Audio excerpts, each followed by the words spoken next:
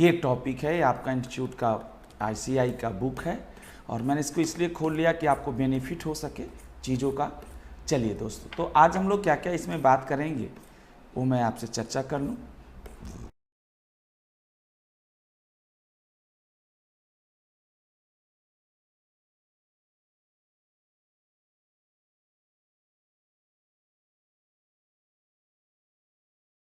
ये सब तो आपने पढ़ लिया है, women's directors, female directors, resident director, सब आपने ऑलरेडी पढ़ लिया।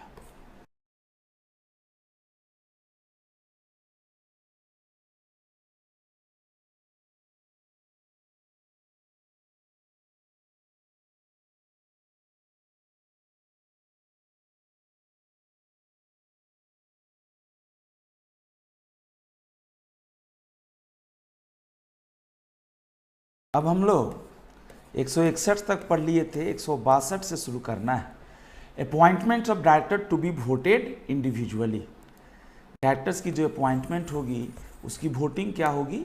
इंडिविजुअली होगी। इंडिविजुअली मतलब आप बाय अम्ब्रेला एक कहते हैं शब्द होता है, आप वैसे अपॉइंट नहीं कर सकते। डायरेक्टर्स को अपॉइंट करना है तो बिल्कुल कीजिए, मैं मना थोड़े करा, लेकिन कैसे उसकी वोटिंग कराई जाए उसके बारे में हम लोग आज चर्चा करने की कोशिश करेंगे। Okay sir ji. Appointment of directors to be voted individually, ये आपका आईसीआई का बुक है और आपको मैं आज थोड़ा यहाँ से समझा देता हूँ, इससे आपकी स्पीड बेहतर हो जाती है। Appointment of directors to be voted individually के पीछे जो लॉजिक है वो समझ लेते हैं, बाद में हम लोग भीतर चलेंगे। इसमें सिंपल सी बात यह है कि अगर किसी एनुअल जनरल मीटिंग में 4 लोगों को डायरेक्टर से अपॉइंट करना है तो हो सकता है ना बेटा कि उसमें जो 4 लोग हैं, 4 में से एक आदमी के, जैसे राम श्याम मोहन सोहन, राम श्याम मोहन सोहन, अब अगर मान लो चारों का एक ही झटके में एक ही रिजोल्यूशन से अपॉइंट करना हो और कोई मेंबर है मिस्टर एक्स, वो चाहता है कि राम और सोहन तो बने लेकिन श्याम और मोहन ना बने, तो कैसे वो बेचारा अपने मतलब वोटिंग राइट्स को डिफ्रेंशिएट करेगा? जब चूंकि आप क्लब करके अपॉइंट कर रहे हैं तो कैसे अपने वोटिंग राइट्स को बेचारा डिफ्रेंशिएट करेगा? वहाँ दिक्कत आएगी। तो दोस्तों इस चीज़ को आपको सीखने के लिए एक लाइन आपके सामने आता है कि वो कहता है कि भैया डायरेक्टर्स को अपॉइंट करना है, बहुत आसान है, लेकिन कैसे अपॉइंट करेंगे उसके लिए अलग अलग वोटिंग नहीं होनी चाहिए। शुड नॉट बी वोटेड, मतलब क्लब्ड वोटिंग नहीं होना चाहिए, मतलब मिला जुला कर नहीं कर सकते, आप उनको अलग अलग अपॉइंट करके कर सकते हैं। तो ये छोटा सा पॉइंट है, ये आपके फाइनल वाले लॉ में एक छोटा सा टॉपिक है, डायरेक्टर्स के अपॉइंटमेंट की बात है और यहीं से हम लोग बात कर लेते हैं। ओ देखिए, लिखने की कोशिश किया इसने, वही बात लिखा है बट इंस्टीट्यूट है। जैसे 162 of act prohibits appointment directors in block. ओहो, in block means through group. In block means क्या हुआ दोस्तों? Through group by passing a single resolution electing more than 1% director through a single resolution deprives, मतलब वंचित कर देता है share holders को from exercising their choice to reject a specific individual. In such a situation either they will have to vote against और in favour of all the prospective directors, या तो उनको सबके अगेंस्ट में बोलना है या सबके फेवर में बोलना है, क्योंकि चारों डायरेक्टर्स को एक सिंगल रेजोल्यूशन के थ्रू अपॉइंट किया जा रहा है। इसका मतलब बेचारे के पास चॉइस नहीं है मेंबर्स के पास। तो दोस्तों ये छोटा सा पॉइंट है, it's will be difficult for them to reject a, अच्छा बुक है बेटा जी आपका, particular person as a director, है ना बेटा, ये समझाने के, unless they reject such resolution in toto. In toto, in toto मतलब इन टोटल, इन टोटालिटी, है ना, thus not appointing all the persons specified in resolution. This is why section 162 requires every individual person to be voted individually for appointment as director. ये है, as stated in the box below, if certain conditions are satisfied, this provision shall not apply to government company and its wholly owned subsidiary. Further, private company is also exempted from this provision. तो हम लोग बात कर रही हैं कि जो 162 की प्रोहिबिशन है कि you can't appoint directors in block, in block भी आया और इन टोटो आया। क्या बात है? इन ब्लॉक का मतलब हुआ ग्रुप में, मतलब मर्ज करके अपॉइंट नहीं कर सकते, और इन टोटो का मतलब हुआ टोटालिटी की बात कर रहा है। In nutshell provision of section 162 are as under, nutshell means summarized way में 162 की जो प्रोविजंस है वो कुछ इस तरह से है। पहला लिखा है 2 or more directors of company can't be elected as directors by a single resolution, है ना, सिंगल रेजोल्यूशन के द्वारा अपॉइंट नहीं हो सकता। It implies that each person shall be appointed as director by a separate resolution. मतलब वही बात है कि 2 या अधिक लोगों को अगर डायरेक्टर्स बनने की ख्वाहिश है तो वो अपनी ख्वाहिश पूरा करें ना, वो मेंबर से पूछे ना। लेकिन आप ऐसा नहीं कर सकते कि, है ना, कि उन दोनों के अपॉइंटमेंट का जो रिजोल्यूशन है वो क्लब करके करें, ये नहीं होगा। एज एन एक्सेप्शन, लेकिन इसका एक एक्सेप्शन है, 2 or more पर्सन्स को डायरेक्टर से अपॉइंट किया जा सकता है सिंगल रेजोल्यूशन के लिए के द्वारा, अगर if a proposal to move a such resolution had been first agreed to at the general meeting without any vote being cast against it. कह रहा है कि अगर 2 या अधिक लोगों को एक साथ डायरेक्टर से अपॉइंट करने का रेजोल्यूशन आप पास करना चाहते हैं तो उसके लिए जो रिक्वायरमेंट है वो रिक्वायरमेंट ये है कि आप पहले वो वाला रेजोल्यूशन मत पास कीजिए, सिंगल रेजोल्यूशन मत पास कीजिए, पहले उससे पहले एक ऐसा रेजोल्यूशन पास कीजिए जिसमें ये कहिए कि दोनों आदमी को सिंगल रेजोल्यूशन से ही अपॉइंट कर दिया जाएगा। इसके लिए आप पहले मेंबर से सहमति लीजिए और कोई भी वोट जो है ना, पहला तो हो गया बेटा, पहले तो आपको यही मेंबर से पूछना है कि क्या आप लोग सहमत हैं, क्या आप सभी लोग सहमत हैं कि हम लोग अगला जो रेजोल्यूशन पास कर रहे हैं, चूंकि 4 डायरेक्टर अपॉइंट करना है, यानी 5 अपॉइंट करना है, 10 अपॉइंट करना है, और 10 को हम एक रेजोल्यूशन से नहीं रख सकते, लॉ में ऐसा पाबंदी है। लेकिन आप चाहे, आप अगर अप्रूव कर दें तो बेटा एक से भी रखा जा सकता है। ये छोटा सा पॉइंट है। क्या आपको मैं समझाने में सफल रहा?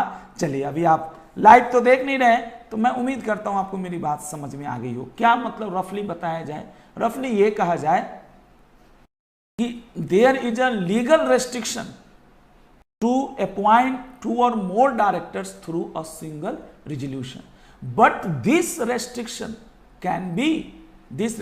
can be modified. This prohibition can be uplifted if all the members are agreeing that to save the time we have no problem, हमें कोई प्रॉब्लम नहीं है। बहुत बहुत धन्यवाद।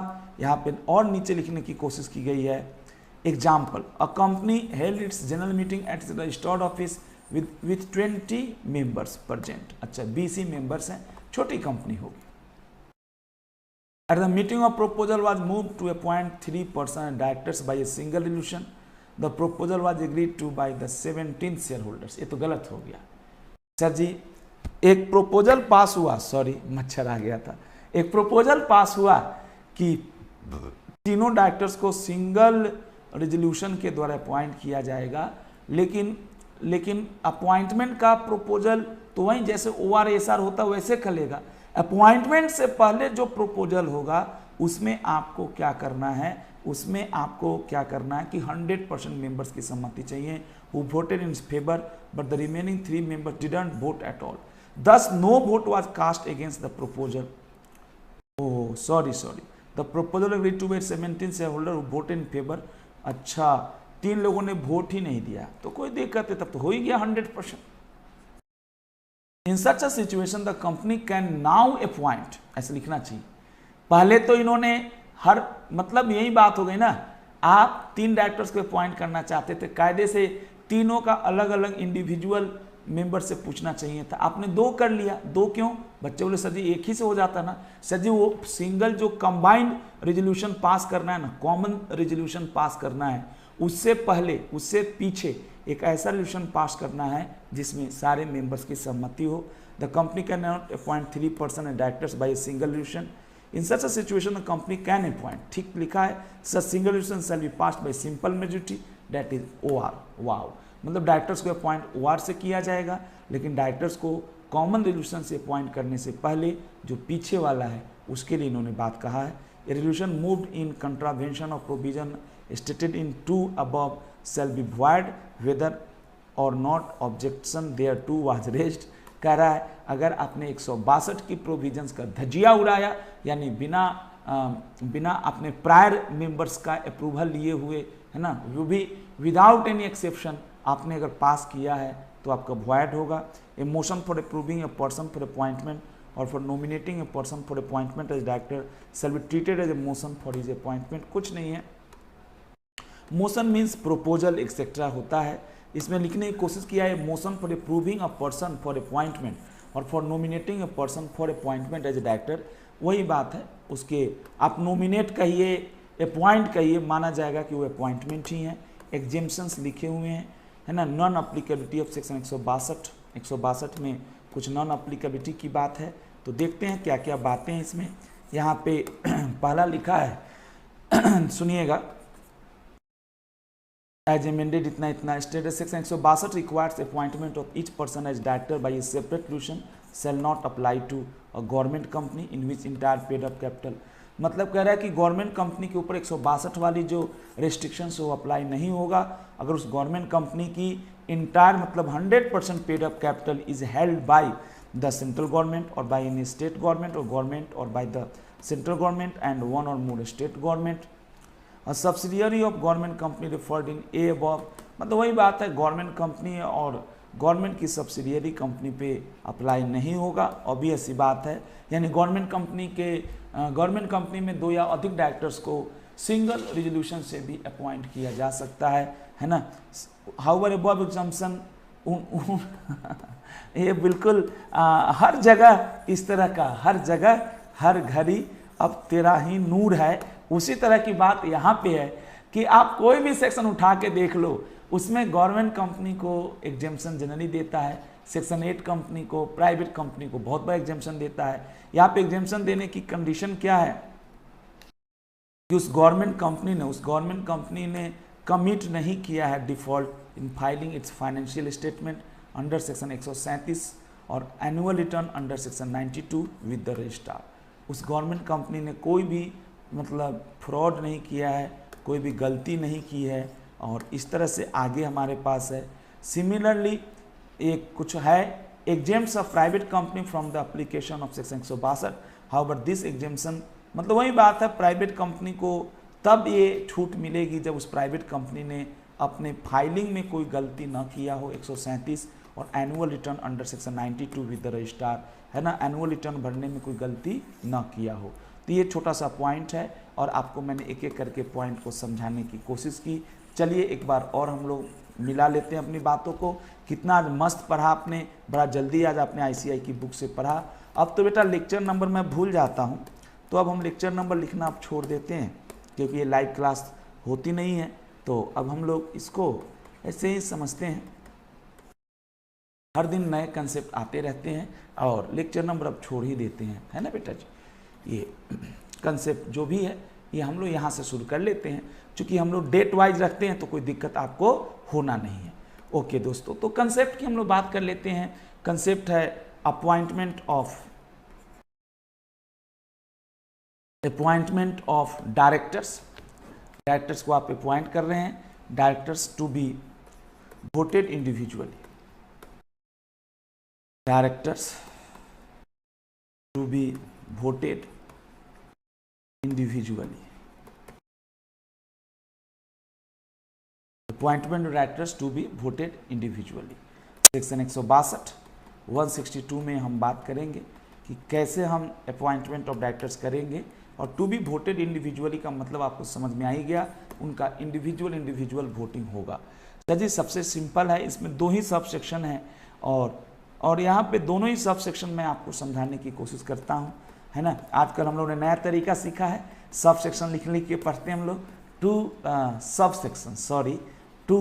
सेक्शंस। ओके दोस्तों, 2 सब सेक्शंस हैं और उनमें के हम लोग एक एक करके दोनों सब सेक्शंस की बात करते हैं। सबसे पहला हमारे पास है ना, जो पहला सब सेक्शन है, मेरे पास एक बुक है, मैं थोड़ा सा इसको भी देख लेता हूँ ताकि आपको बेस्ट मिले। मेरा ये इच्छा है, चाहे मैं आपको बेस्ट देकर जाऊं यहाँ से, और आपको दोबारा इस लेक्चर को देखने के बाद न कुछ और देखना पड़े, तो मेरे लिए बड़ी खुशी की बात होती है सच्ची। ओके,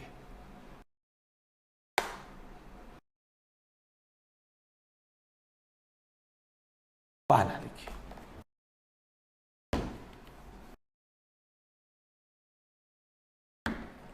पहला हमारे पास पॉइंट है फर्स्ट पॉइंट क्या है ये समझने की कोशिश करते हैं। Appointment directors to be voted individually, directors को जो अपॉइंट करेंगे उसकी जो वोटिंग होगी वो इंडिविजुअली होगा। यस बेटा, यहाँ पे लिखिए सेक्शन नंबर है ना, टू बी वोटेड इंडिविजुअली है ना, 2 सब सेक्शंस है। और हम लोग बात करते हैं यहाँ से condition for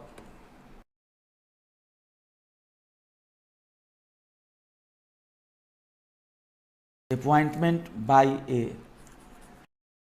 single resolution.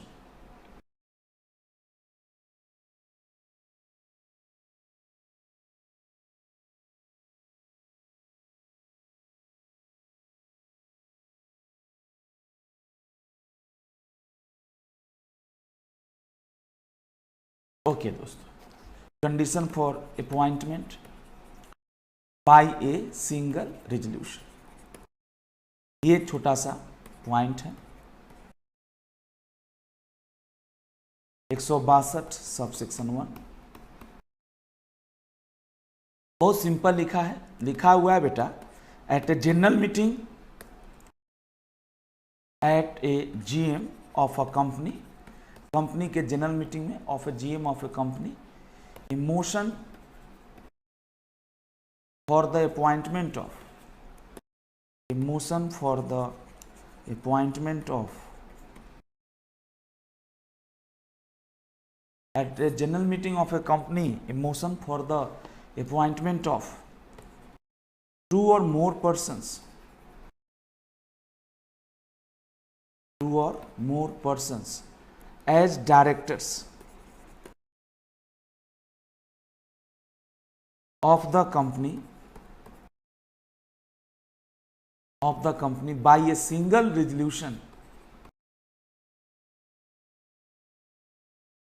by a single resolution shall not be moved up, shall not be moved up, moved unless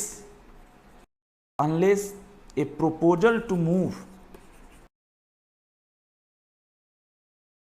such a motion, proposal to move such a motion has first been agreed,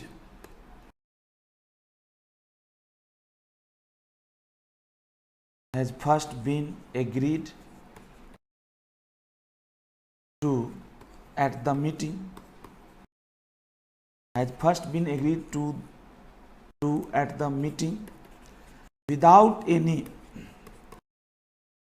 first been agreed to at the meeting without any vote being cast, without any vote being cast against it। मतलब क्या हुआ कि जब तक कोई vote इसके खिलाफ ना पास हो, एक भी vote, without any vote being cast against it.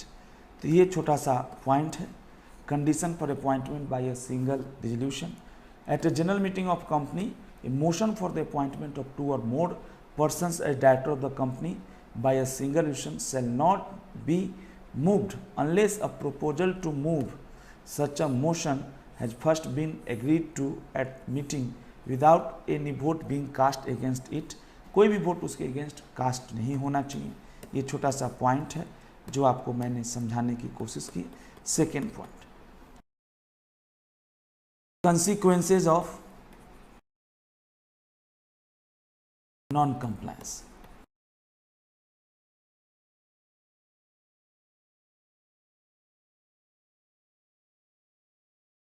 वही बात है, कोई भी पहले मतलब firstly you need to move before appointing the audit directors through a common resolution.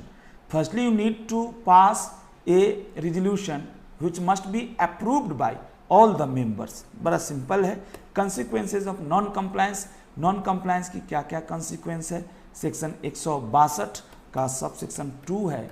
और ये सिंपल एक बात कहता है कि कोई भी रेजोल्यूशन जो 162(1) के कंट्रावेंशन, सब सेक्शन 1 के कंट्रावेंशन से हुआ है, whether or not any objection was taken it was moved, तब भी वॉइड होगा। और motion for approving a person for appointment or for nominating a person for appointment as a director shall be treated as a motion. अरे वो कुछ नहीं है।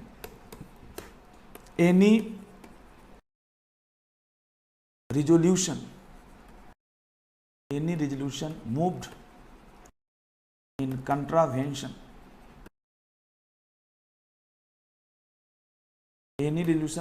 contravention of section 162 subsection 1 shall be void। ठीक है बेटा जी, whether or not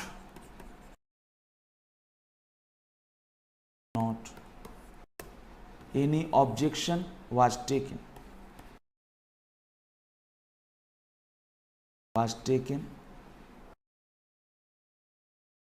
when it was moved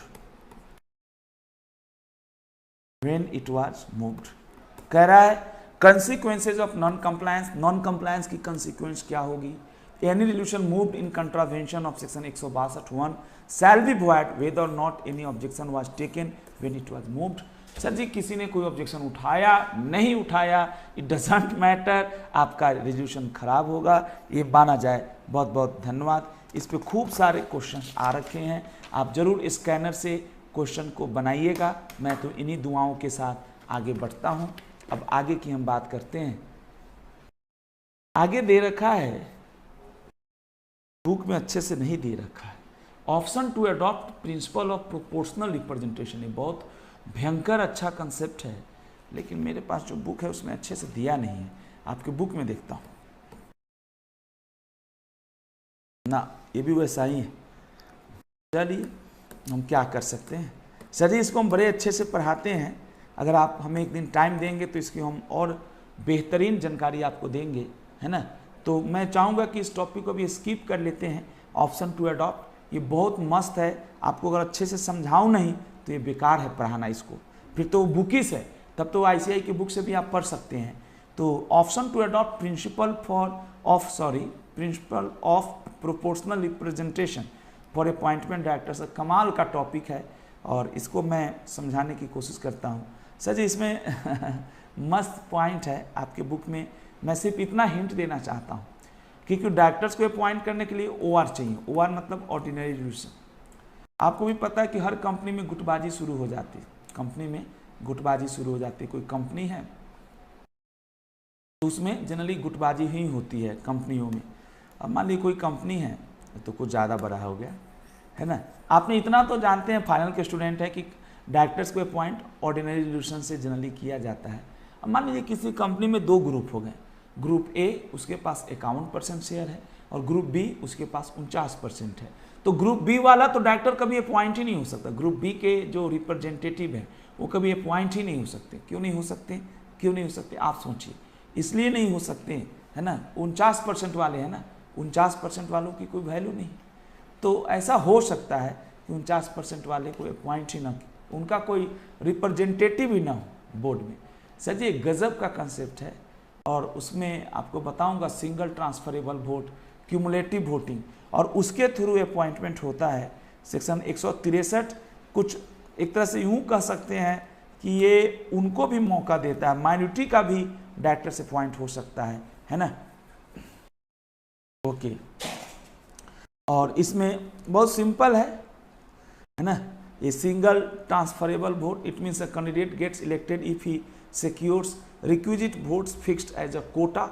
wow, quota ये बहुत अच्छा है। आपके सुनते हैं ICI में भी ऐसे ही अपॉइंटमेंट होती है। और voting according to a system of cumulative voting कुछ होता है। अदरवाइज बड़ा मस्त पॉइंट है, इसको थोड़ा देना चाहिए अच्छे से। ये कोई बात नहीं दिया तो क्या हुआ, हम है ना, हम बताएंगे आपको। आइए उसको आप छोड़ दीजिए, मैं इसकी ना थोड़ा सा एग्जाम्पल मुझे भी ब्रशअप करना होगा। आपको एग्जाम्पल देने से पहले, है ना, कहते हैं कि आपको झूठ नहीं बोलना चाहिए ना, तो मैंने जो बात की वो सच बताई आपको। गजब का कंसेप्ट है 163। इसमें बेसिकली ये होगा आपका 163 के भीतर ये होगा कि जो मेजोरिटी है उनके भी कुछ डायरेक्टर आ जाएंगे और जो माइनॉरिटी हैं उनके भी कुछ डायरेक्टर आ जाएंगे। हम लोग बात करेंगे, कंसेप्ट हमारे पास नेक्स्ट आएगा। क्या है वो कंसेप्ट, वो ये देखिए।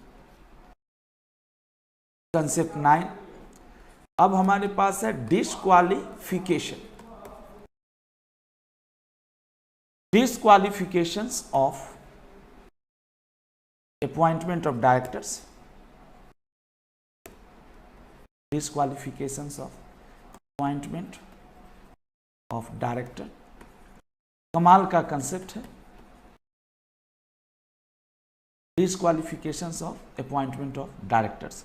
मुझे लगता है ये आपको बहुत पहले पढ़ाना चाहिए, क्योंकि अपॉइंटमेंट ऑफ डायरेक्टर आप सीख लिए, लेकिन उसी पर्सन को डायरेक्टर का ऑफिस मतलब ऑफर किया जाता है, जो हम चेक करते हैं। ऑब्वियस ही बात है, कंपनी चेक करती है कि ये आदमी कहीं डिस्क्वालीफाइड तो नहीं है, ये आदमी बेटा जी कहीं पे ना बेटा डिस्क्वालीफाइड तो नहीं है, और उसी के थ्रू हम लोग, तो यहाँ पे छोटा छोटा पॉइंट है, डिस्क्वालिफिकेशन ऑफ अपॉइंटमेंट ऑफ, है ना, डायरेक्टर्स, सेक्शन 164 में। और कमाल का ये टॉपिक है, कैसे इसको सीखे जिससे आपको दिक्कत ना हो, disqualification of appointment of directors को। दोस्तों बहुत सिंपल है। डिस्क्वालिफिकेशन में पहले तो हम देखते हैं कितने सब सेक्शन दे रखे हैं, तो इसमें 3 सब सेक्शन है और एक रूल दिख रहा है, रूल नंबर 14। ओके, दोनों लिख देते हैं, plus rule 14 of appointment and qualification of directors rules AQD companies, आप पूरा लिख लीजिए ना, कंपनीज AQD रूल्स 2014। ओके, तो चलिए आज की क्लास को शुरू करते हैं। ये कमाल का टॉपिक है, अगर मैं आपको समझाने में सफल रहा तो। सर जी ये जो सेक्शन है 164, इसके 3 छोटे छोटे बच्चे हुए। पहला बच्चा बहुत ही कामयाब है, बहुत ही ऊंची चीज़ है, उसमें करीबन जो मैं देख पा रहा हूँ 9 डिस्क्वालिफिकेशन है, 9, और एक 164(2) है, उसमें भी कुछ डिस्क्वालिफिकेशन है। तो हम लोग बात करने की कोशिश करते हैं, और क्या है disqualification of appointment of directors. 3 सब सेक्शंस, और हम लोग शुरुआत करते हैं पहले सब सेक्शन से। पहला सब सेक्शन कहता है इंडिविजुअल डिस्क्वालिफिकेशन। आहा, individual means due to your, है ना। दूसरा जो है वो है disqualification due to fault of company. बोलेंगे सर जी नहीं समझ में आया। अरे बाबा मैं राजीव सिंह, अगर मैं कोई गलत, मेरे को जेल होल से मैं निकल के आया हूं, मैंने दिवालिया हो गया था, या मेरे खिलाफ मैं खुद ही दिवालियापन के लिए आवेदन दे रखा है, तो ये अलग चीज जाती है। यहां देखो disqualification of appointment of directors. First point individual disqualification, मतलब ये जो डिस्क्वालिफिकेशन है आप ही के पार्ट पे है, इंडिविजुअल लेवल डिस्क्वालिफिकेशन।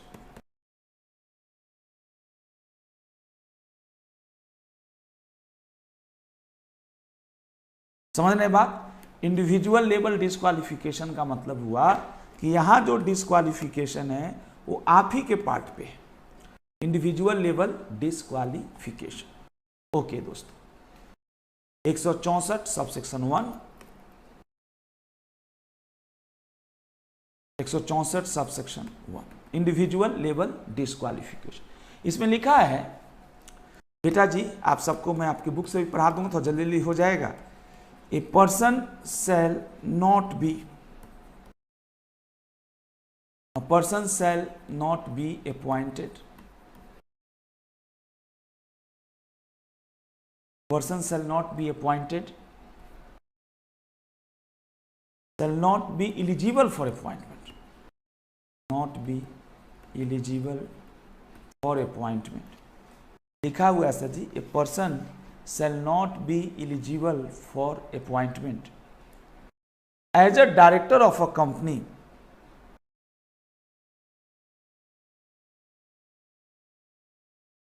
yes बेटा, shall not be eligible for appointed,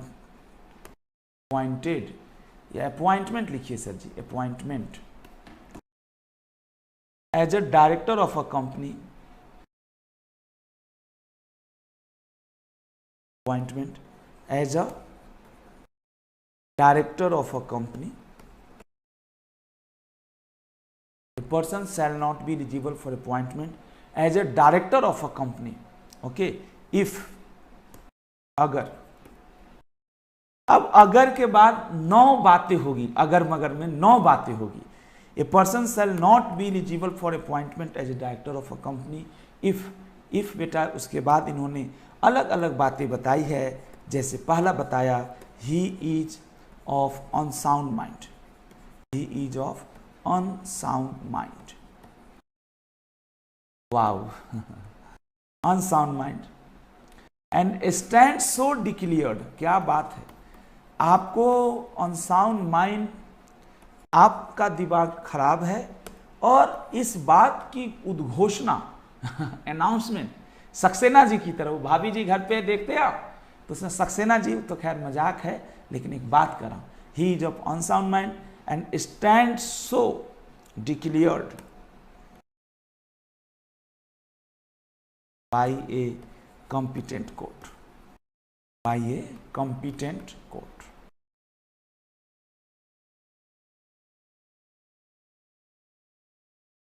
A person shall not be eligible for appointment as director of a company if he is of unsound mind and stands so declared by a competent court.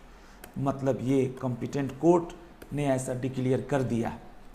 दूसरा मतलब ये नहीं कि गांव मोहल्ले के लोग कह रहे हैं पागल है ना, तो ऐसा नहीं होगा, है ना बेटा, तो ऐसे नहीं चलेगा. मतलब you have been declared on sound mind and that declaration is still continuing. इसका मतलब ये भी समझा जा सकता है, जस्ट फॉर एग्जाम्पल, मुझे ज़्यादा इस पर भाव नहीं देना चाहिए, बहुत छोटा टॉपिक है. यदि कोई व्यक्ति ऑन साउंड माइंड का था, उसका ट्रीटमेंट हुआ होगा, वो ठीक हो गया और वो कोर्ट में कहा कि अब कोर्ट जज साहब प्लीज आपने मेरे पे जो पागलपन का थप्पा लगा दिया था प्लीज हटा लीजिए, अब मैं साउंड माइंड हो गया हूं. बच्चे सर जी थोड़ा सा आप भी मेहनत कीजिएगा. Stand so declare means continue so declared. दूसरा है, he is an undischarged insolvent. He is an क्या, अनडिस्चार्ज्ड इंसॉल्वेंट. वो जो बंदा है वो अनडिस्चार्ज इंसॉल्वेंट है ना. ही is N undischarged insolvent. Undischarged insolvent मतलब आपने दिवालियापन के लिए, है ना, आपने दिवालियापन के लिए अप्लाई किया था इंसॉल्वेंट अपने आप को घोषित कराने के लिए. कोर्ट ने आपको इंसॉल्वेंट डिक्लेयर कर दिया है, लेकिन अभी आपके सारे एसेट्स को बेचा नहीं गया है, लायबिलिटीज को पे ऑफ नहीं किया गया है. अभी आपके एसेट्स को बेचा नहीं गया है और लायबिलिटीज को पे ऑफ नहीं किया गया है. He is N undischarged insolvent. वो जो है एक अनडिस्चार्ज इंसॉल्वेंट है. ओके दोस्तों, मतलब दैट इज, मतलब it means has been declared insolvent, has been declared insolvent, but has been declared insolvent, but क्या हुआ सर जी, but his assets and liabilities has not been, his assets liability has not been yet realized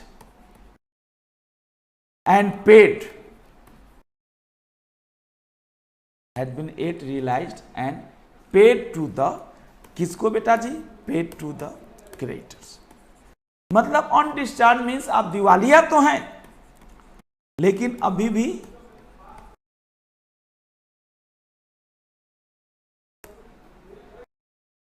तीसरा,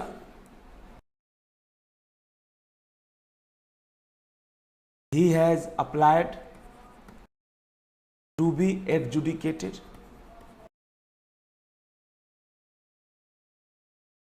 he has applied to be adjudicated as an insolvent. Adjudicated means declared as an insolvent and his application is pending.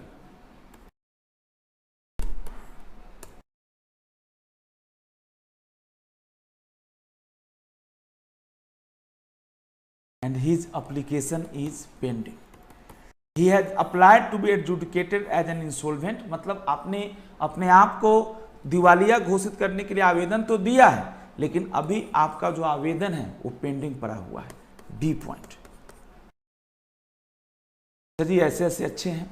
अब D E F G H थोड़े अच्छे points आएंगे। D में क्या है sir, एक बार लिख दे दीजिएगा, आगे से आपकी बुक से ही पढ़ा दूंगा। अब एक टेक्निक बदल दूंगा मैं, है ना, बट इस टेक्निक को अभी चलने दीजिए, जितना दिन चल जाता है लिख लिख के पढ़ाने का, है ना बेटा। ही हैज बीन, मतलब आप कब नहीं बन सकते डायरेक्टर्स। सर पहले तीन तो बहुत सिंपल है। पहला है आप, अगर आपको अनसाउंड माइंड घोषित किया किसने, मैंने नहीं। हाँ, मैं कौन होता हूं सर जी। कहीं सर जी आप भी तो बोलते हैं ये लड़का पागल है, पागल है, लड़की पागल है, पागल है। अरे बाबा वो तो गाना है, उसको छोड़ो, वो तो मैं मजाक में सब सिखा देता हूं।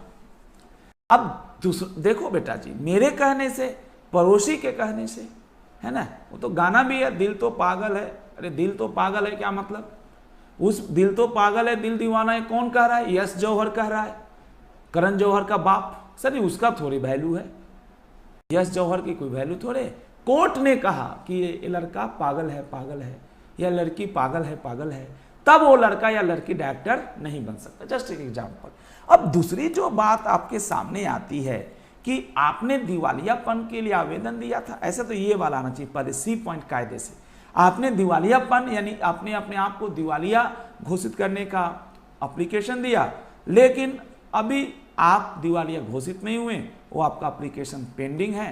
तीसरा है he is N on discharge insolvent, कि आपको दिवालिया घोषित कर दिया गया, है ना, दिवालिया घोषित कर दिया गया, लेकिन अभी आपके एसेट्स और लायबिलिटीज को बेचा नहीं गया है।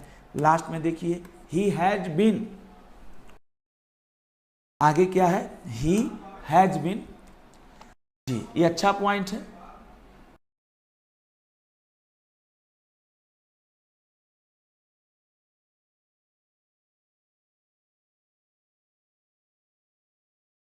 He has been convicted by a court of any offense। ध्यान दें, ऑफेंस बहुत तरह के होते हैं। एक अभी पढ़ाऊंगा थोड़ी देर बाद, मोरल टर्पिट्यूड, नैतिक पतन, वो कुछ और है। नैतिक पतन क्या है, जैसे बुरा मत मानिएगा सर जी, एनी ऑफेंस। अभी आप बुरा क्या मानेंगे, अभी आप तो, है ना, बाद में इस वीडियो को आप देखेंगे आप लोग। He has been convicted by court of any offence whether involving moral turpitude or not. आहा, अब कहें सर जी ये क्या होता है मोरल टर्पिट्यूड, इंटर में भी पढ़े थे, टीचर समझा नहीं पाता था। सर जी मैं हूं ना जिंदा, तो मैं क्या काम कर लूंगा भाई, मेरा काम ही क्या है जीवन में, आपकी हेल्प करना। He has been convicted by a court of any offence whether moral turpitude or otherwise. Wow, or otherwise. जी पूरी बात को समझिएगा। एंड सेंटेंस, सेंटेंस मतलब इसको सजा सुनाई गई है, and sentenced in respect thereof, sentence in respect thereof to imprisonment,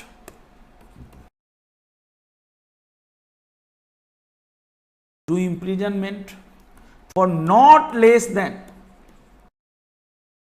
for not less than 6 months। Wow, आपने कोई भी अपराध किया है, चाहे उसमें नैतिक पतन, मोरल टर्पिट्यूड मतलब नैतिक पतन। क्या होता है नैतिक पतन सर जी, लेबर लॉ हम लोग पढ़ाते थे कभी, इंडस्ट्रियल लॉ, उसमें होता था नैतिक पतन का एग्जाम्पल।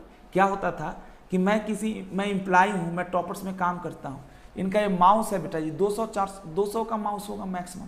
एक बात करूँ, थोड़ा आजा भाई माउस दिख जाए बच्चे को, ये मैं माउस बेटा, मेरे को टॉपर्स 50,000 रुपया पर मंथ, सदी कभी लाखों रुपये भी पर मंथ देती थी। खैर आजकल तो कुछ नहीं देती, दैट डिफरेंट थी, है ना। तो व्हाट आई वांट टू से कि टॉपर्स अब कुछ नहीं देती, दैट डिफरेंट थी, है ना। कभी दी, बहुत दी बेटा, है ना। हम लोग समझने के लिए कुछ थे रे बेटा, यहीं पे पढ़ के इन्हीं के ज्ञान से इन्हीं को लूट लिए। जस्ट एक एग्जाम्पल, जस्ट एक एग्जाम्पल दोस्तों, इंसान बनाया टॉपर्स ने हमें। सर जी टॉपर्स का इतना आसान तो हम सबके ऊपर, जीवन, मेरे ऊपर एटलीस्ट जीवन भर रहेगा ही, कि एक राह चलते हुए आदमी को सीए बनाना, या सीएस वेस यहीं पे बना बेटा जी, शादी उदी यहीं हुआ, सब टॉपर्स का योगदान है, जस्ट एग्जाम्पल दिया मैंने आपको। तो अब क्या है कि ये 200-400 का एक गिलास है, एक गिलास है बेटा जी, 10 रुपये 5 रुपये गिलास होगा। सर मैं एक गिलास लेकर चला जाता हूँ, सर ये मोरल टर्पिट्यूड है। खैर ये बहुत छोटी चोरी है। कह रहा आपने कोई भी ऐसा अपराध किया जिसमें आपको कम से कम 6 महीने से कम नहीं, 6 महीने उससे ज्यादा की सजा हुई हो, है ना बेटा, thereof to imprisonment for not less than 6 months, not less than 6 months, ध्यान देंगे, not less than 6 months, okay, and a period of 5 years has not elapsed। अगर आपने कोई ऐसा अपराध किया है जिसके लिए आपको जेल जाना पड़ा 6 महीने या उससे ज्यादा पीरियड के लिए, तो जेल से निकलने के बाद 5 साल तक, अगले 5 साल तक आप नहीं बन सकते किसी भी कंपनी में डायरेक्टर्स। लेकिन उसका एक प्रोवाइजो दिया है, that a person has been convicted on any offence and sentence in respect thereof imprisonment for a period of 7 years or more, she shall not be eligible for appointment. अच्छा 7 साल या उससे ज्यादा बताऊंगा sir, ऐसे नहीं समझ में आएंगे। Period of 5 years has not elapsed from the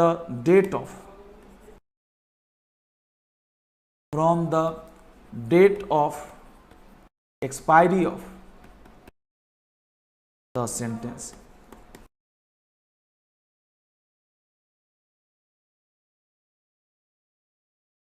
Note,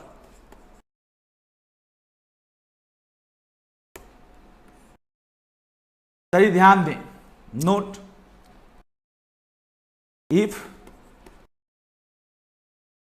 a person is convicted for, if a person has been convicted for, okay बेटा, has been convicted for, if a person has been convicted for, किसके लिए, if a person has been convicted for, convicted of कर लेते हैं, of, if a person has been convicted of any offense, any offense and sentenced in respect and sentenced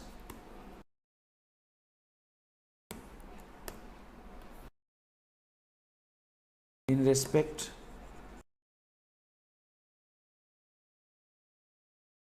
thereof to imprisonment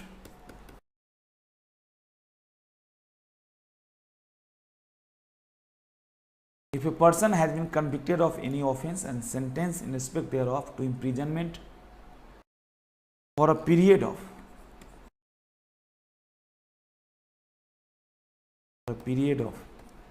7 years or more,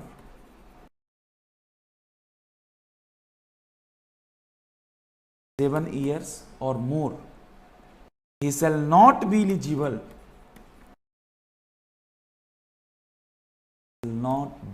eligible to be appointed as a director. He shall not be eligible to be appointed as a director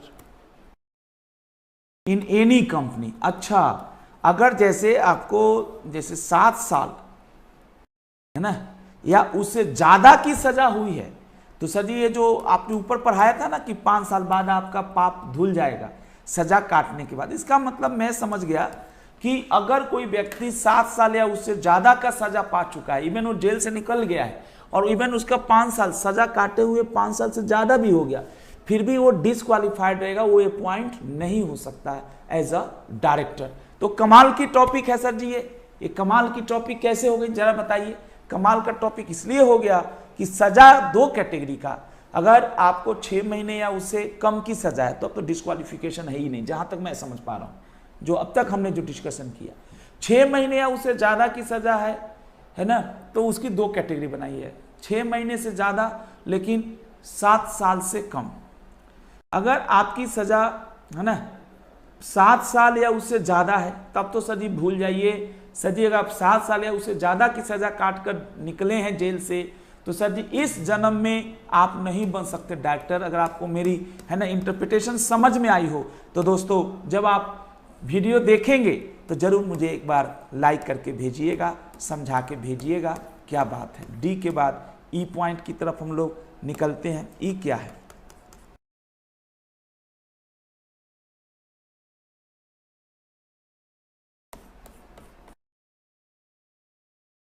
E point क्या है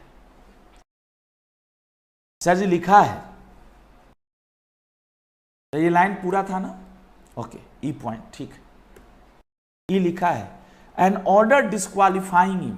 अच्छा, court उठ का order आ गया, an order disqualifying him, disqualifying him for appointment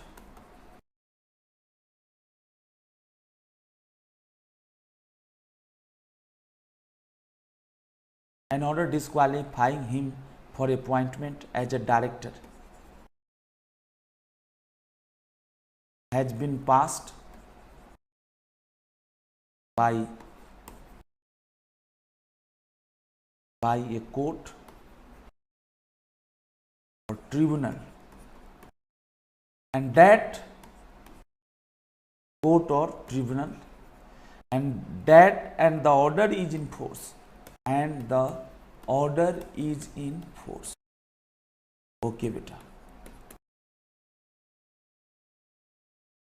an order disqualifying him for appointment as a director has been passed by a court or tribunal and the order is in force. Order is in force का मतलब court ने किसी कारण से, मतलब court के पास भी power है कि आपको कह दे कि भैया आप डायरेक्टर नहीं बन सकते। अब क्यों कहेगी, ये भी एक बहुत बड़ा इशू हो सकता है। कोर्ट कोई ऐसा तो है नहीं, लॉजिकल पर्सन है, कहने के पहले जरूर कुछ ना कुछ लॉजिक तो लगाएगी। ई के बाद एफ, एफ में क्या है? he has not paid any calls in respect of any shares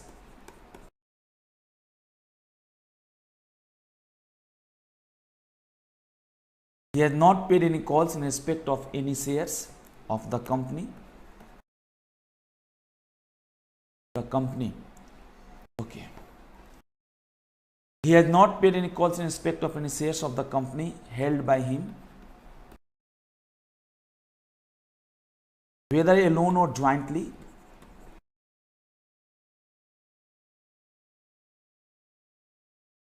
आपने जो शेयर खरीदा है उस पे आपने कॉल मनी नहीं पे किया है, whether alone or jointly with others। मतलब आप खुद ही डायरेक्टर बनना चाहते हैं। आप कंपनी में पहले शेयर खरीदे हैं, जस्ट एक एग्जांपल, शेयर खरीदना जरूरी नहीं है but just for sake of understanding, आप शेयर होल्डर्स हैं, आप अच्छे शेयर होल्डर हैं, आपने बहुत सारे शेयर खरीदे हैं। सर जी आप ही कॉल मनी नहीं दिए हैं, यानी बताइए कितनी शर्म की बात है। He has not paid any calls in respect of any shares of the company held by him whether alone or jointly with others and 6 महीने से ज्यादा हो गया and 6 months have elapsed। elapsed का मतलब हुआ 6 महीने से ज्यादा हो गए हैं from the last day fixed for the payment of call।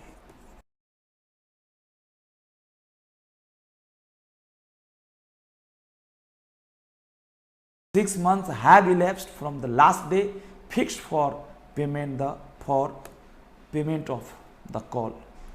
ये छोटा सा पॉइंट है जिसकी जानकारी मैंने आपको दिया। एफ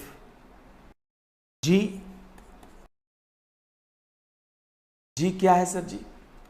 जी में है बेटा has been convicted of the offence. फिर ऑफेंस आ गया बट ये दूसरा है, has been convicted of the offence. पूरी बात लिख लीजिए, उसके बाद रिलेट करा देता हूं। Convicted of the offence dealing with related party, related party transaction under section 188 at any time during the last preceding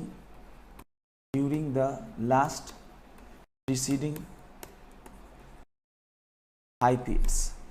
sir ji आपने कोई धारा 188 है जरूर पढ़ा होगा आपने, रिलेटेड पार्टी। मैं तो उल्टा ही पढ़ाया था आपको, पहले 188 ही पढ़ाया होगा। बोर्ड मीटिंग के बाद डायरेक्टर्स तो मैं बाद में लेके आया हूं, first chapter. At any time during the last preceding IPS। Okay दोस्तों, धन्यवाद आप सभी भाई बहनों के प्यार के लिए। सर जी अब हम लोग का दुख के दिन निकल गए। 8 है, ही has not complied with section 152 sub section 3। अब 152 सब सेक्शन 3 क्या है, इंडिपेंडेंट डायरेक्टर्स के लिए होगा। मैं एक बार देख लेता हूं, है ना, क्योंकि कभी कभी मैं भी भूल जाता हूं। तो बेटा जी, हाँ, ओहो डीन, सॉरी गलत बोल दिया, डीन 100 सबमिशन ऑफ डीन, आपने अपना डीन नहीं दिया है। H, he has not complied. Sir ji आप बताइए, जो बच्चे हमारे उदास हो रहे थे ऐप वाले, उन सभी भाई बहनों को फायदा तो होगा। ही has not complied with section 152। he has not complied with section 152 subsection 3, that is not furnished his dean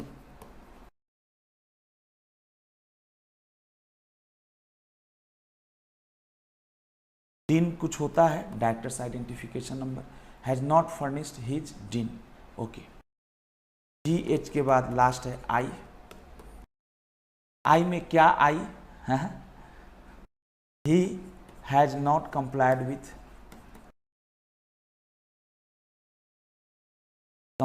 with the provisions of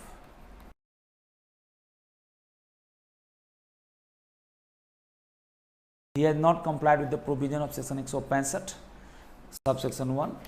अब 165 क्या है? अच्छा, number of directorship 165 subsection 1, that is number of directorship.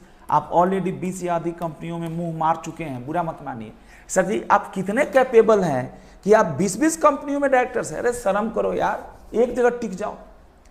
कितना घटिया इंसान है आप कि आप एक बार में 20-20 जगह पे और 21वीं जगह पे बनना चाहते हैं। शर्म कीजिए। आप बताइए, एक बंदा ऑलरेडी 20 जगहों पे डायरेक्टर बन चुका है और अभी भी उसकी भूख तृष्णा समाप्त नहीं होती है। He has not complied with the provision of section 165(1), that is number of। Okay दोस्तों, एग्जिस्टिंग डायरेक्टरशिप, आपका जो एग्जिस्टिंग डायरेक्टरशिप है, directorship is number of existing directorship is कितना? Number of existing directorship is 20। अब आपके पास स्कोप ही नहीं है, is 20। अब आपके पास कोई स्कोप ही नहीं है। तो दोस्तों बहुत प्यारा मैंने कोशिश किया समझाने का। अगर आपको समझ में आया हो तो ऑफेंस वाला थोड़ा दिक्कत है, 2 बार ऑफेंस आया। एक तो कंट्रावेंशन ऑफ सेक्शन 188। अगर आपने पिछले 5 साल में कभी भी, पिछले 5 साल में मतलब आपने कभी भी कोई 188 के अंतर्गत पनिश हुए हैं तो आप नहीं बन सकते डायरेक्टर। दूसरा जो ऑफेंस है उसमें है कि अगर आपको 6 महीने या उससे ज़्यादा की सज़ा हुई है और तो सज़ा काटने के बाद 5 साल बाद, आप सज़ा खत्म होने के 5 साल बाद आप डायरेक्टर बन सकते हैं। बट उसमें एक और एक्सेप्शन उन्होंने बना दिया, प्रोवाइजो ऐड कर दिया, जिसको मैंने नोट के तौर पे लिखा कि अगर आप है ना 6 महीने की से ज़्यादा और 7 साल तक, 7 साल से कम का है तब तो 5 साल बाद आप क्वालिफाइड हो जाएंगे। लेकिन अगर आपकी जो सजा है, if a person has been convicted of any offence and sentence in respect thereof to imprisonment for a period of 7 years or more, he shall be eligible to be appointed as a directors. ये छोटा सा point है, आपको मैंने कोशिश किया एक एक चीज़ समझाने का, बताने का। कोई दिक्कत हो तो आप पूछ सकते हैं, है ना। GHI ये सारी चीज़ें हम लोग के सामने हैं। अब हम लोग आते हैं सेकेंड, अब हम लोग आते हैं कि ये तो था इंडिविजुअल लेवल डायरेक्टर्स की, आपने ही कुछ गलती किया है इसलिए आप अपॉइंट नहीं हुए। सर जी कभी कभी ना गलती हम नहीं करते लेकिन उसका असर हमारे पे भी पड़ता है। बोलेंगे सर जी क्या, जैसे बुरा मत मानिए, टॉपर्स है ना, टॉपर्स है, और सर जी टॉपर्स नहीं चल रही है तो इसका खामियाजा, टॉपर्स तो देखो, एक तो राजीव सर नहीं चल रहे हैं तो इसकी कमी राजीव सर के भीतर भी हो सकती है, जो है भी, मैंने मान लिया। ओके, कभी कभी ऐसा होता है आप बहुत अच्छे हैं, आप मेहनती हैं, लेकिन जो आप ऑर्गेनाइजेशन में जुड़े हैं वो सही नहीं काम कर पा रही है, तो उसका इम्पैक्ट आप पे भी पड़ेगा। बच्चों ने सर जी ये तो कोचिंग का हो गया, चलो समझ लेंगे, व्हाट यू वांट टू से, सर जी आप सीए इंटर में पढ़ के आए हैं ये सब चीजें, कहेंगे सर जी क्या पढ़ के आए बताना जरा।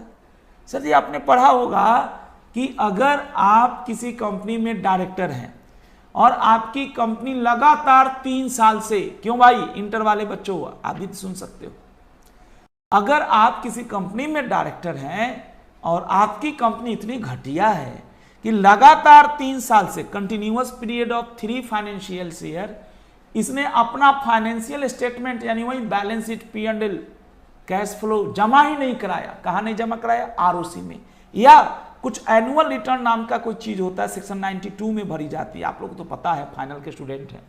जब आप ये वीडियो देखेंगे ऐप से आपको बहुत मजा आएगा और आप कहोगे सर जी आप तो अकेले भी अच्छा समझा लेते हो, क्या करूं बेटा जी, अकेले ही तो पढ़ाना है ना, ध्यान दें। तो ये छोटा सा चीज सीखना है। कहेंगे सर जी एक बार फिर से बता दो। सर जी आप किसी कंपनी में डायरेक्टर हैं और आपकी कंपनी ने लगातार 3 साल से अपना फाइनेंशियल स्टेटमेंट या एनुअल रिटर्न जमा नहीं कराया है, तो इसका खामियाजा कंपनी पे क्या होगा, कंपनी पे क्या फाइन लगेगी, दैट्स डिफरेंट थिंग। लेकिन एज अ डायरेक्टर उस कंपनी के डिफॉल्ट के चलते आप सर जी किसी उसी कंपनी में दोबारा से रीअपॉइंट नहीं हो सकते, और किसी अदर कंपनी में बेटा जी है ना आप नहीं बन सकते डायरेक्टर। बताइए दोस्तों, for a period of 5 years from the date on which the said company fails to do so, जिस दिन उस कंपनी ने गलती किया उसके बाद, प्रोवाइडेड, अब इसमें कुछ आ गया है, वाव, फटाफट बताता हूं, है ना बेटा, फटाफट बताता हूं, सेकंड पॉइंट के रूप में लिखिए जरा, अच्छा लगा आपको थोड़ा सा, इसमें कुछ अलग धंधा जा रहा है, अलग तरह से घूम फिर रहे हैं हम लोग, यहां पे लिखिए सेकंड, फॉल्ट ऑफ कंपनी। क्या बात है सर जी, आप लोग कभी फ्यूचर में आप देखेंगे, आपको ऑडिट पढ़ेंगे, सीए इंटर में जो बच्चे पढ़ के आए हैं, और कोई बच्चा जो सीए इंटर वाला कभी देखे उसको फायदा हुआ, अरे सर जी ये टॉपिक था, बोला हाँ यही तो तुम लोग सीए इंटर ऑडिट में पढ़ते होगे कि ऑडिटर को चेक करना है कि director disqualified under section 164 sub section 2, यही तो था वो। ये फाइनल में पढ़ना है बेसिकली डिटेल में कि डायरेक्टर्स के डिसक्वालिफिकेशन की क्या बातें हैं। तो ये देखो 164(2) में इसमें क्या लिखा है, a person shall B disqualified to be reappointed, ठीक है जी बेटा, reappointed as a director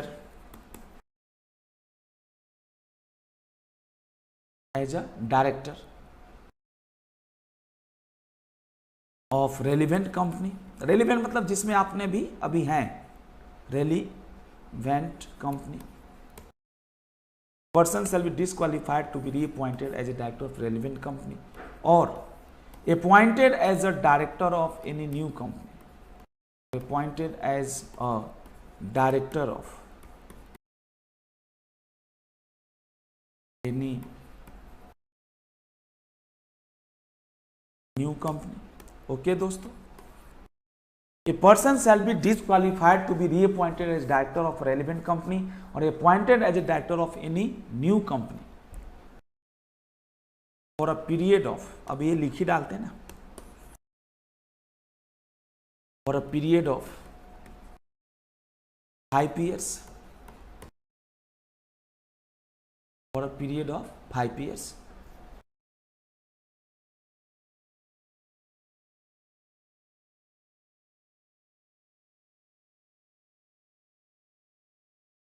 from the date when the relevant company fails, company fails, क्या बेटा, company fails, when the relevant company fails, फटाफट ध्यान दें, company fails to do so, to do, so के बदले बेटा लिखिए to do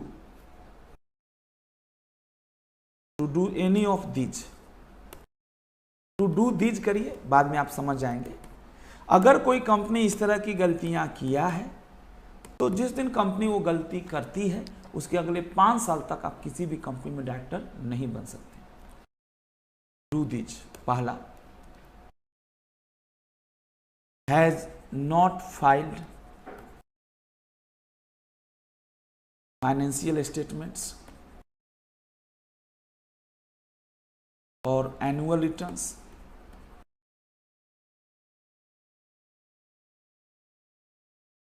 for any continuous period, for any continuous period of which has not filed financial statement or annual returns for any continuous period of 3 financial years, 3 financial years। ठीक है बेटा जी, लगातार 3 financial year तक, continuous 3 साल तक आपने अपना नहीं भरा है फाइनेंशियल स्टेटमेंट और एनुअल रिटर्न्स। और बी, और has failed to repay, has failed to repay the deposits. अच्छा, आपने डिपॉजिट्स लिया था लोगों से और आपने नहीं दिया deposits, accepted by it or pay interest thereon, pay interest thereon। Okay दोस्तों, और टू रिडीम एनी डिवेंचर्स, फटाफट देख लीजिए, redeem any on the due date, on the due date,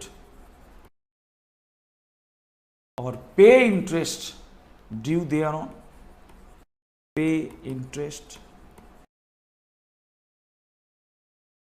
due thereon, or pay any dividend declared, और pay any dividend declared and such failure, and such failure to pay or redeem, to pay or redeem, such failure to pay or redeem continued for 1 year or more, 1 year, continued for 1 year or more। Okay दोस्तों, sir जी बहुत simple बात है, अगर कोई company, आप किसी company में director हैं, आपके पार्ट पे कोई कमी नहीं है, लेकिन वो जो कंपनी है वो इतनी घटिया है, वो जो कंपनी है वो इतनी घटिया है कि वो बेचारा, जानते हैं सर जी इसमें इतनी गंदी बात है कि आप जो अभी थोड़े पल नहीं पढ़ रहे थे कि आप 20-20 कंपनी में डायरेक्टर बन सकते हैं, किसी भी एक कंपनी में है तो सर जी आप मान कर चलो आप उस कंपनी में रीअपॉइंट नहीं हो सकते अनदर टर्म के लिए, और किसी दूसरी नई कंपनी में इवन आपको मतलब 15 में ही डायरेक्टर, सभी 5 सीट खाली है आपका, तो आप किसी दूसरी कंपनी में डायरेक्टर भी नहीं बन सकते। Has failed to repay the deposits accepted by it or pay interest देयरऑन, और टू रिडीम एनी, है ना, debentures on due date or pay interest due thereon, or pay any dividend declared and such failure to pay or redeem continued for 1 year और मोर। तो ये छोटा सा point है यहाँ पे हम लोग, है ना। अगर कोई और बात हो,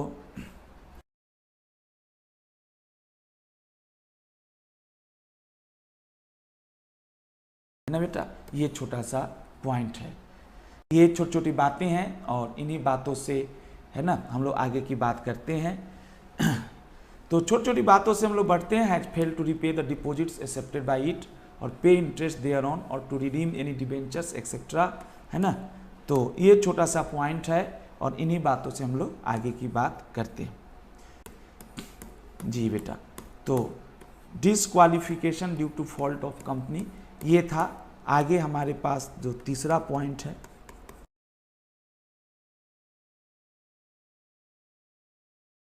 आगे जो पॉइंट है वो जो तीसरा पॉइंट है वो इसमें सर जी कुछ एक्सेप्शन है।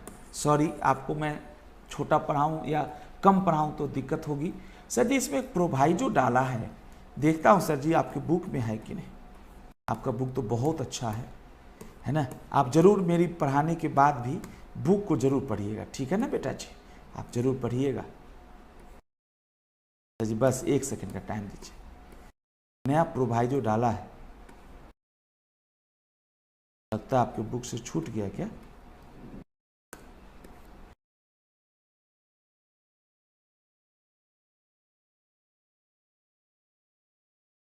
एक 162 आएगा वो थोड़ी आजकल इसको दिक्कत होती है थोड़ी सी। अब ठीक आ रहा है ना। ओके, ये सर जी आया है कुछ। सर जी ये देखते हैं। However,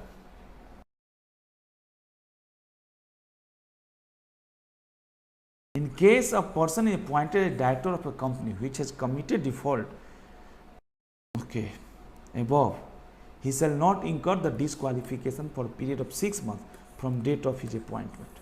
सर ये क्या मतलब है? कह रहा है कि however in case a person is appointed as director of a company which has not committed default as per clause A or clause B above, he shall not incur the disqualification for a period of 6 months from the date of his appointment. मतलब क्या हुआ, जो मैं समझ पा रहा हूं और आपको भी शायद ये समझाने की कोशिश करूंगा। इसमें क्या लिखा है? However, in case a person is appointed as a director of a company which has committed default as per clause A और B, मान लीजिए सर जी एक छोटा सा बात समझने के लिए बात करते हैं। जैसे एक्स लिमिटेड है, ओके, ये लगातार 3 साल से डिफॉल्ट किया, ऐसे तो स्ट्राइक ऑफ में चली गई होगी, खैर रिवाइव भी हो गया। अब इसमें नए डायरेक्टर्स अपॉइंट, भाई ये लोग डायरेक्टर्स नहीं बन सकते ना, जो इसके एग्जिस्टिंग डायरेक्टर्स हैं वो किसी दूसरी कंपनी में नहीं बन सकते या इसी कंपनी में रीअपॉइंट नहीं हो सकते। लेकिन सर जी उसका उल्टा सोचते हैं। एक्स लिमिटेड है, इसमें हमने नए डायरेक्टर्स को रखा। सर जी मुझे लगता है कि ये बहुत ही वेलकम चेंज है। सर जी देखो ना, एक कंपनी है एक्स लिमिटेड, इसमें 3 डायरेक्टर हैं, तीनों डिस्क्वालीफाइड है।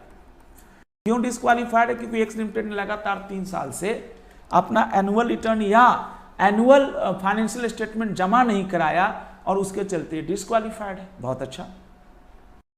अब क्या होता है, ये कंपनी को अब शर्म आ रही है, ये कंपनी अब जिंदा होना चाहती है। अब ये क्या करेगी? ये शर्म आ रही है, जिंदा होना चाहती है, तो ये क्या करेगी कि इसने नए लोगों को रख लिया, डी को और ई को और एफ को भी, चल पब्लिक कंपनी है, 3 डायरेक्टर रख लिया। अब ये बेचारे किस कंपनी में डायरेक्टर बन गए? ऐसी कंपनी ने जो इस तरह का डिफॉल्ट किया है, तो ये भी तो डिस्क्वालीफाइड हो जाएंगे। तो इसको कहा ना, ये लोग 6 महीने तक डिस्क्वालीफाइड नहीं होंगे। 6 महीने में इन तीनों द्वारा, पुराने डायरेक्टर्स द्वारा जो रायता फैलाया गया है, जो गलतियां हैं, मतलब कुल मिलाकर अगर आप लाइव होते तो मजा आता कि 6 महीने में आप इसको, इस चीज को, इस प्रॉब्लम्स को दूर कर सकते हैं। बहुत अच्छा, I really appreciate, wow. Note,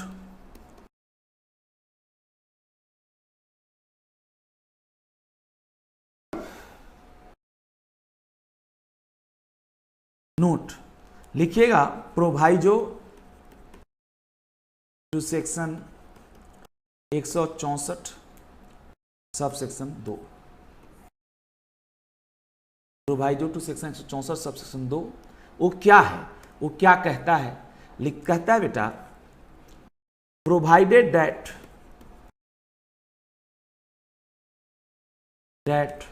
where a person is appointed as a director, provided that where a person is appointed as a director of a company,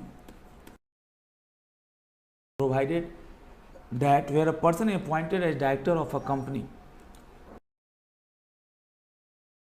which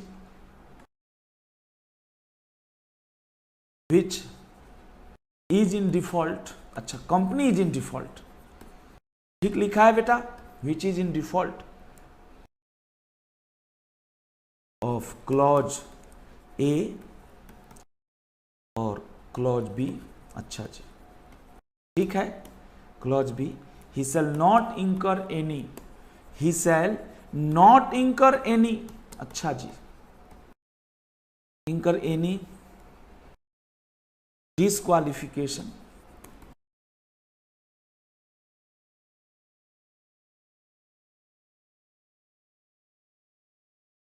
for a period of 6 months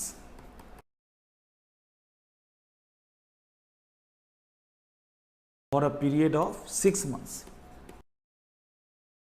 from the date of his appointment, from the date of his appointment. ये छोटा सा point है,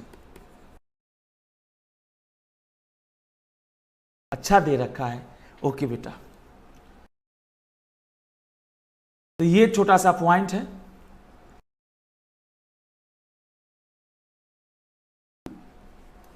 चलिए दोस्तों आगे हम लोग बात करते हैं।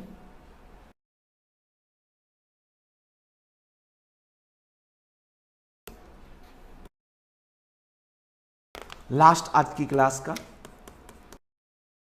एडिशनल डिस्क्वालिफिकेशन,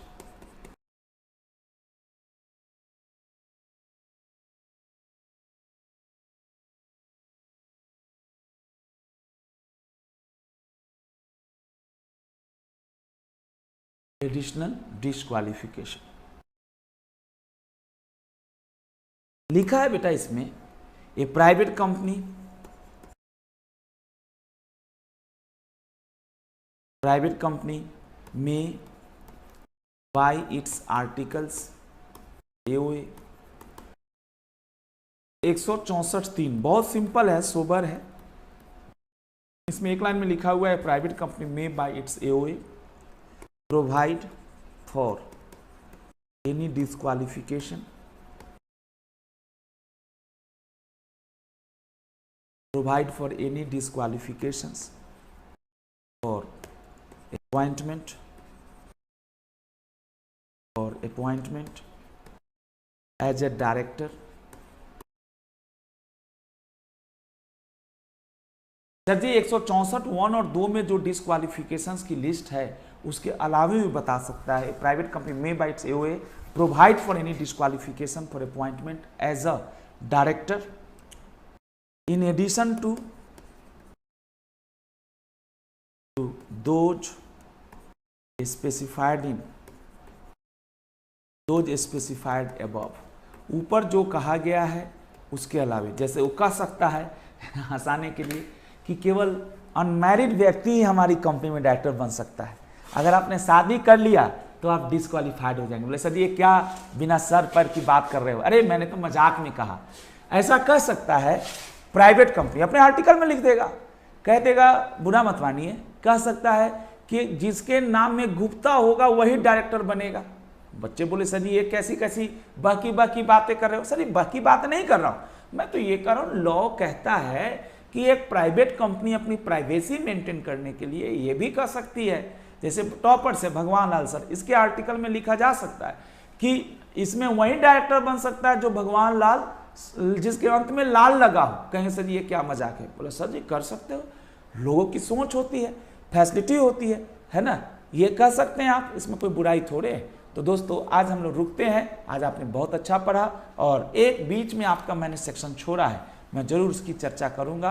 अब हम लोग को पढ़ना है कि एक बंदा कितने कंपनियों को बर्बाद कर सकता है। वाह, एक बंदा कितनी कंपनियों को बर्बाद कर सकता है। जल्दी इसको ख़त्म करा दूं, है ना, फिर उसके बाद आप लोग को है ना कुछ नया टॉपिक भी पढ़ाऊं, कम से कम डायरेक्टर्स तो ख़त्म करा दूं, है ना, डायरेक्टर्स तो ख़त्म करा दूं सर जी, एडिशनल डिस्क्वालिफिकेशन। बाय बेटा, और आज के लिए इतना ही, फिर मिलते हैं अगली क्लास में।